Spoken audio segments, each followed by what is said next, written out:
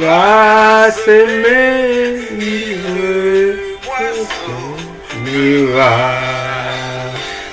mouvement ici-bas, c'est la foi, son amour, selon ce que les lois du karma, le karma. Hello, c'est le karma.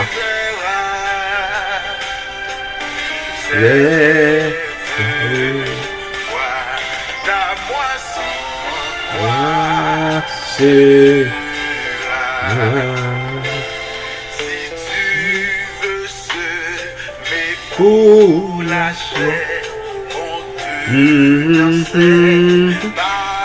Pomel TV, le Chanel du savoir, le Chanel de la grandeur de Dieu.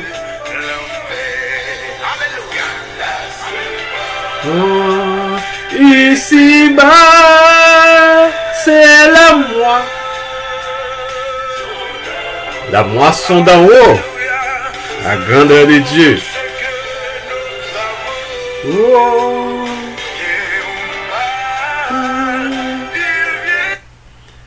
Bonjour et bonsoir à tous. C'est Pomel TV. Je suis très satisfait des réactions de mes auditeurs. Des réactions justement qui me sont venues de tous bords. Ce qui montre une satisfaction monstre du côté de nos auditeurs. Et ils sont nombreux, ceux-là qui m'appellent pour me féliciter des trois lois du karma que j'ai eu l'occasion de publier la semaine dernière. Et ce qui m'incite le plus à publier les 5 autres aujourd'hui, juste pour plaire aux fans de Pomel TV. Il faut dire aussi que les demandes pour le reste des 12 lois du karma me pressent. Et voilà pourquoi je prends plaisir pour venir avec les 5 autres.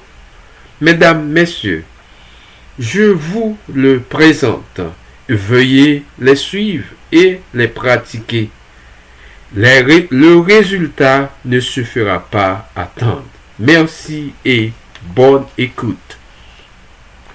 Commençons maintenant notre enseignement sur les 12 lois du karma.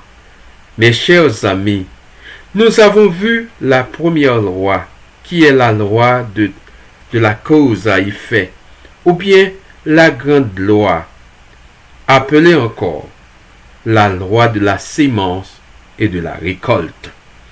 C'est ce qu'on appelle la grande loi. Et cette grande loi dit qu'on récolte ce qu'on a semé.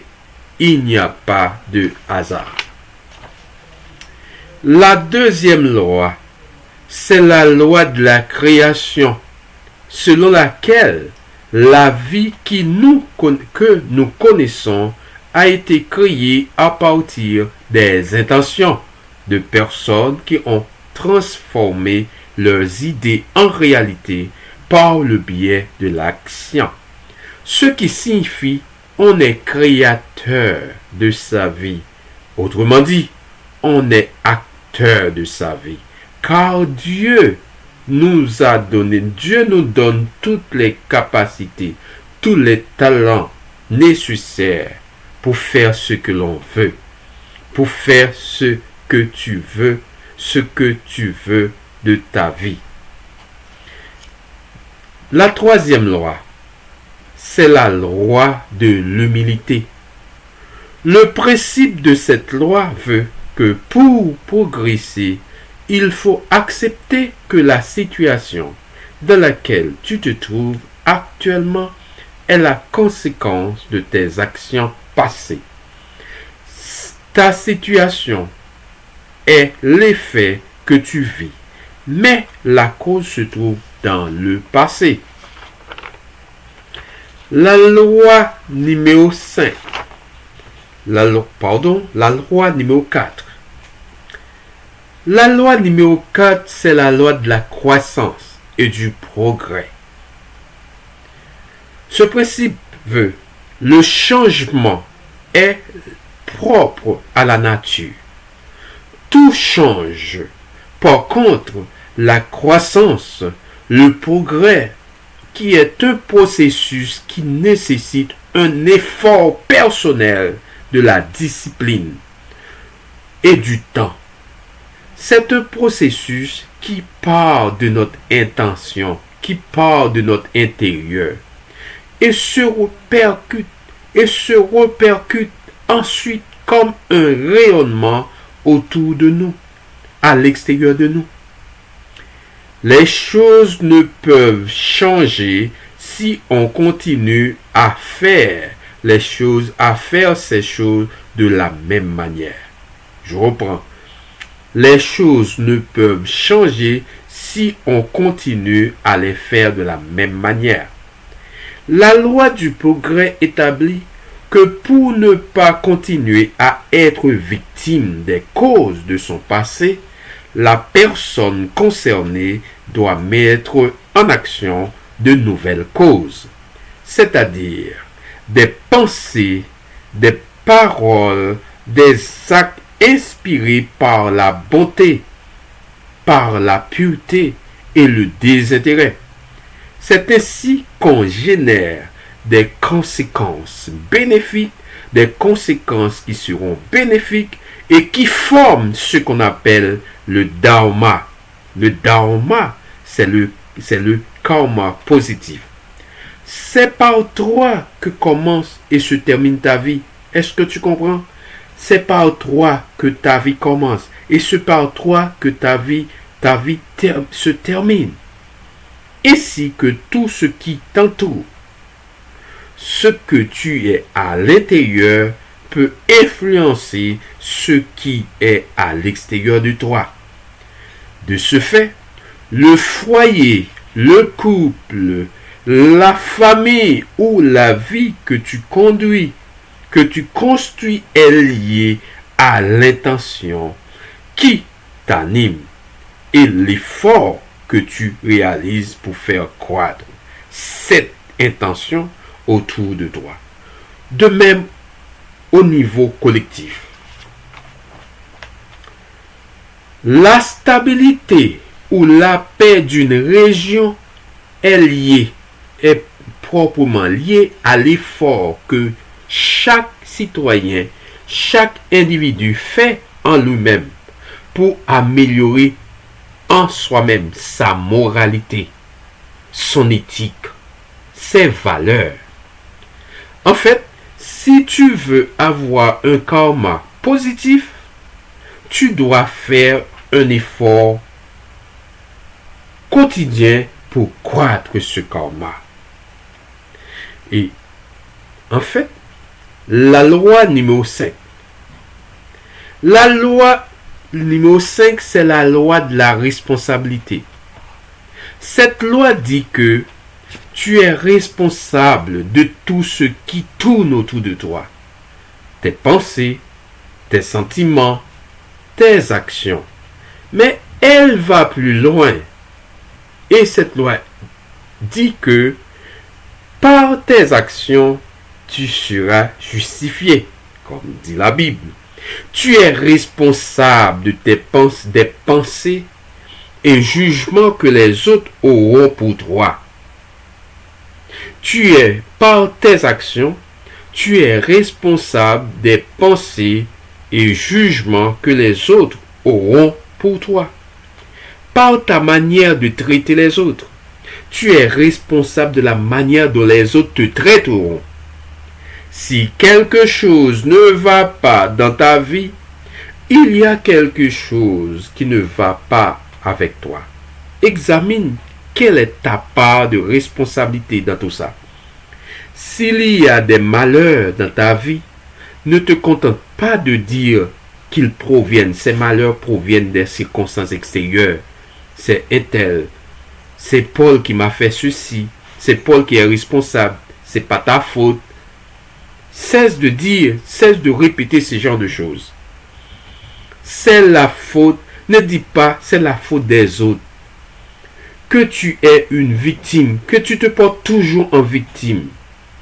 Au contraire, essaie de comprendre les actions qui ont été posées dans le passé. Les actions que tu as posées dans le passé. Et assume ta part de responsabilité dans ça. Ne rejette pas les fautes sur les dos de quelqu'un. Demande-toi ce que tu peux faire, ce que tu peux changer dans ton comportement, ce que tu peux améliorer dans ta situation. Et essaie, pose de nouvelles actions. Si tu veux des résultats nouveaux, pose de nouvelles actions. Pose de nouvelles actions pour que la suite, le résultat soit meilleur. Si tu étais en couple pendant plusieurs années, tu as même eu des enfants et qu'à la fin, tu en arrives à un divorce. Examine pourquoi ton divorce a eu lieu. Quelle en est la raison? Est-ce que c'est l'incompatibilité d'humeur, l'infidélité, la violence, le désamour, etc. Ne rejette pas toute la faute sur ton conjoint. Ne rejette pas toute la faute sur ton conjoint. Fais l'examen rétrospectif de l'histoire de ta relation. Peut-être tu découvriras,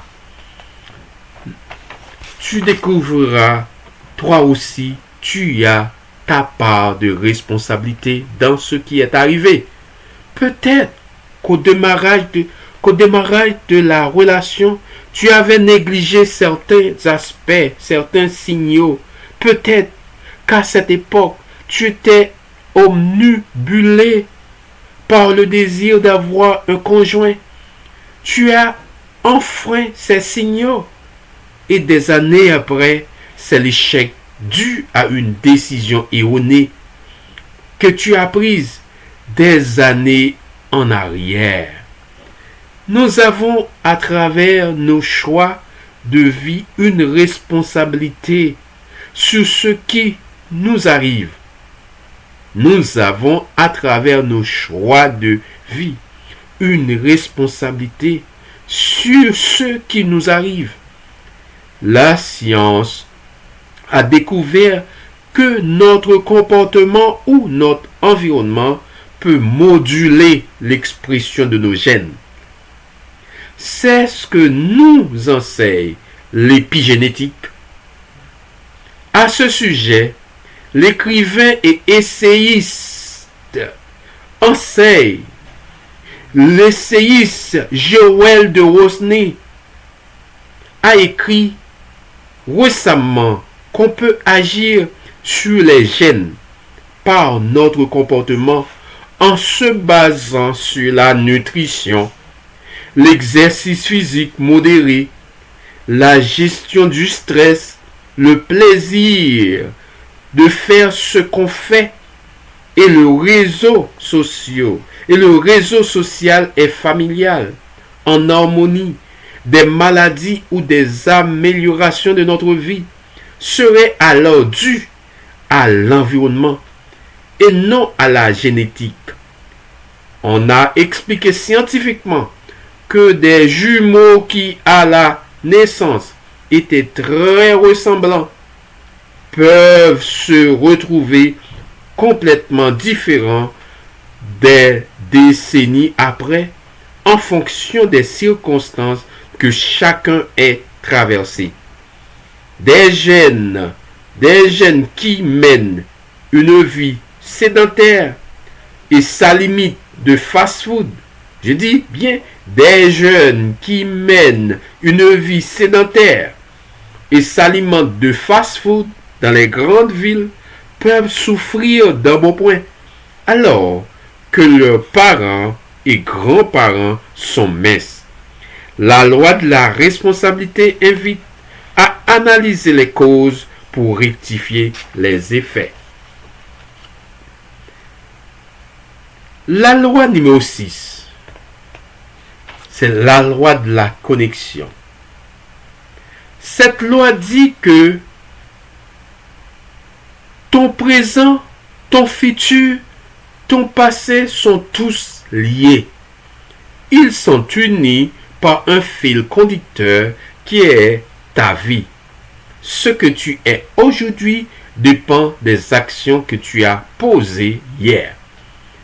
Les actions que tu mènes aujourd'hui auront un impact dans ce que tu seras demain. Chaque chose que nous faisons aujourd'hui engendre un effet maintenant. Et cet effet pourrait se poursuivre durant des millions d'années. Nous savons par exemple que les formes d'énergie que nous utilisons aujourd'hui, comme le charbon, le pétrole, les piles, les batteries, le nucléaire, produisent des effets sur l'air, c'est-à-dire la pollution, le climat, sur l'eau ou le sol de notre planète, et ces effets se prolongeront pendant au moins des siècles. Dans la loi de la connexion, chaque petite décision est connectée à la décision suivante.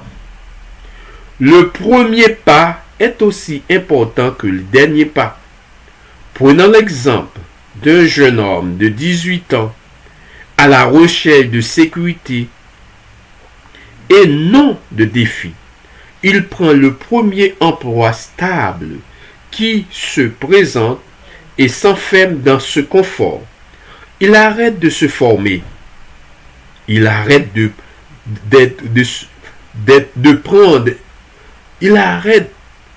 se former.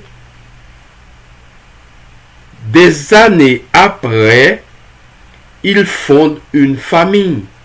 Son salaire est maintenant insuffisant. Le voilà pris dans un piège. Sa situation actuelle est connectée à celle qu'il avait établie quand il avait 18 ans. Tout l'univers vibre et les vibrations sont similaires. Vibrent ensemble. Les actions dans la vie d'une personne sont connectées à celles des autres personnes. Par exemple, si demain tu quittes un emploi qui ne te plaît plus, une autre personne postule à ce même emploi et est prise. Voilà comment ta décision à toi permet à une autre personne, voyez, à une autre personne de vivre une expérience qu'il n'aurait pas connue si tu n'avais pas abandonné ce poste. Nous sommes tous connectés. Nous sommes tous connectés.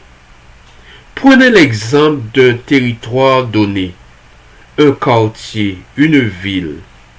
Dans ce territoire, chaque citoyen prend la décision de devenir bienveillant. Et au final, c'est le territoire tout entier qui devient bienveillant.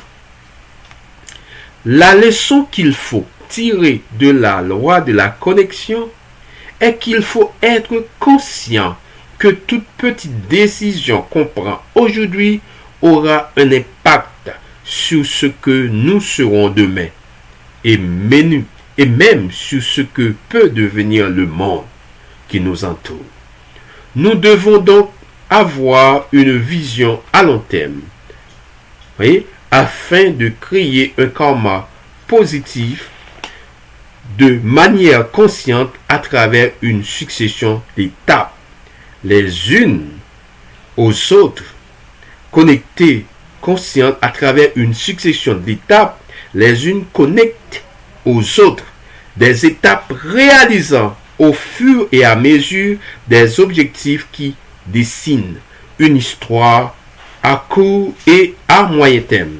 Hier, aujourd'hui et demain sont connectés.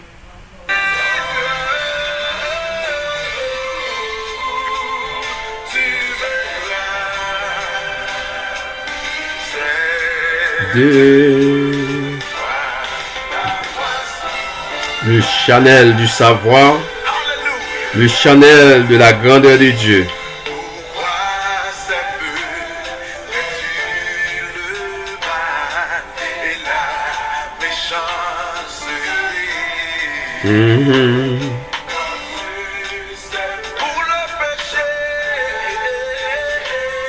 La loi numéro 7. La loi, c'est le karma. C'est mon ici-bas.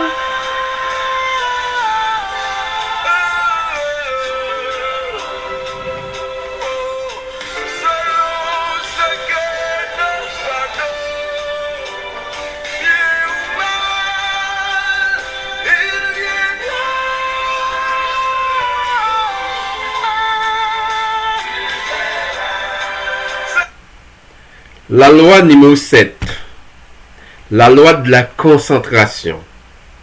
Cette loi dit que l'objet sur lequel tu focalises ton attention s'améliore et grandit. L'objet sur lequel tu focalises ton attention s'améliore et grandit. Selon les récentes recherches en neurosciences, nous produisons au moins 6200 pensées par jour. Le psychiatre de renommée mondiale Daniel Amen avait annoncé que ce chiffre peut atteindre 60 000 chez certaines personnes, soit une pensée par seconde. Lorsque nous sommes éveillés, la plupart de ces pensées sont liées à des situations caduques et passées. Par ailleurs, la vie nous soumet à des tentations, des sollicitations, des dispersions pour ne pas que des pensées négatives, voyez, des pensées qui s'installent, à savoir des pensées négatives qui s'installent et viennent faire dérailler notre vie. Il faut rester concentré sur des sujets qui maintiennent notre énergie positive en éveil. Des pensées tournées vers la résolution des problèmes et non les problèmes eux-mêmes, pour atteindre des résultats qui transcendent, évitent des dispersions,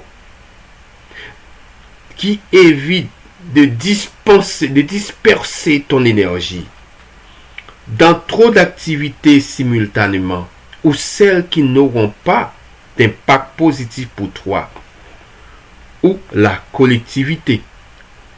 On note aussi cultiver des valeurs spirituelles peut t'éviter de tomber dans des mesquineries. La loi de la concentration indique que si tu restes concentré sur le positif, tu créeras un karma positif. Je reprends.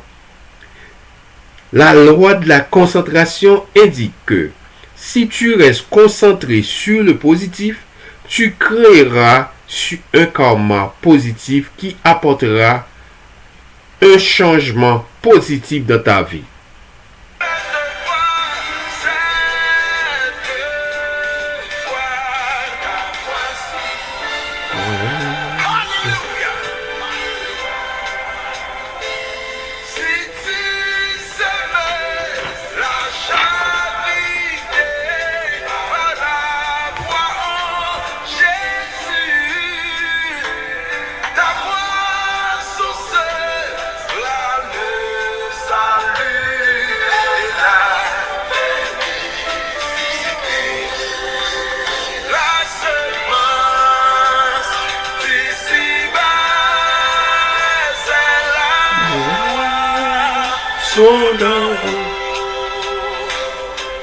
La 8e loi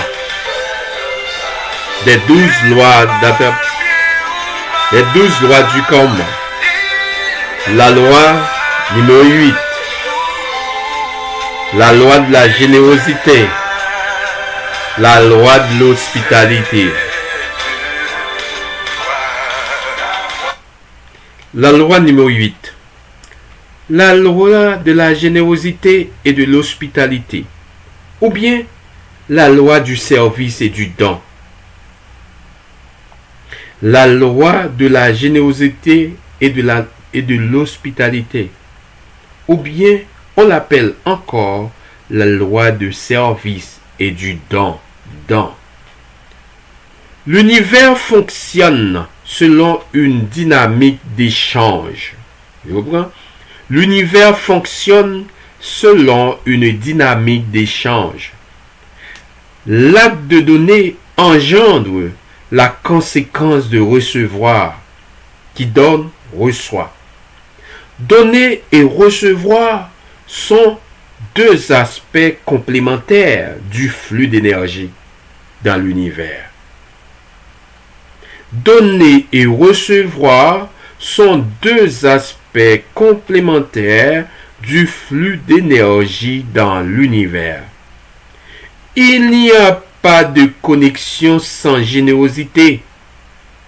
Agir avec générosité, respect, empathie, compréhension et bonté envers les autres est fondamental pour construire un monde ouvert, un monde solidaire, un monde agréable avec nos semblables. La loi de la générosité est le lien entre les valeurs positives cultivées dans nos pensées et leur matérialisation concrète sous forme d'action. Elle est l'équilibre entre l'amour que tu construis dans ton esprit et ce que tu fais concrètement avec tes mains. Une nature généreuse, désintéressée et sans attachement engendre un karma individuel. Un karma individuel, un karma positif, un karma bénéfique à la collectivité. Celui qui veut le bonheur doit donner le bonheur à ses semblables. Celui qui veut le bonheur doit donner le bonheur à ses semblables. Celui qui veut l'amour doit apprendre à aimer les autres. Celui qui veut être aimé, celui qui veut être aimé doit aimer les autres.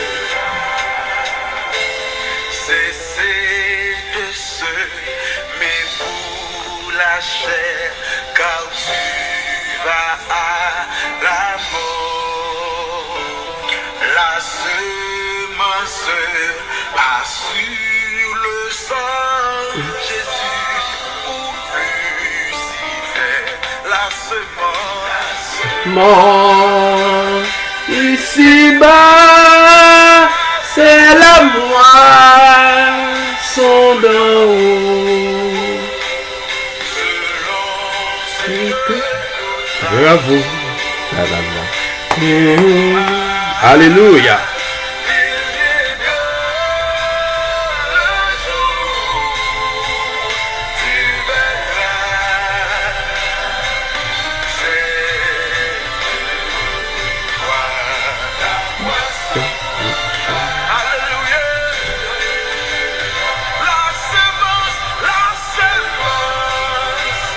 Ici-bas, c'est la moisson d'en haut, selon ce que nous travaux.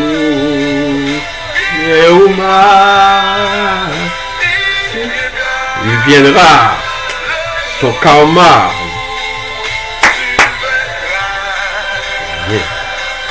Le résultat, c'est le karma. Le résultat de tes travaux, c'est le karma.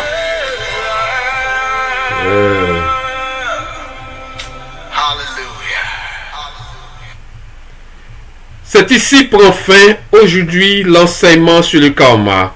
J'espère vous rejoindre bientôt pour la suite des 12 lois du karma qui changent inévitablement ta vie. Pommel TV, Channel du savoir, Channel de la prospérité, Channel de la grandeur de Dieu, Channel du savoir. Et bonsoir à tous. Et bonne écoute.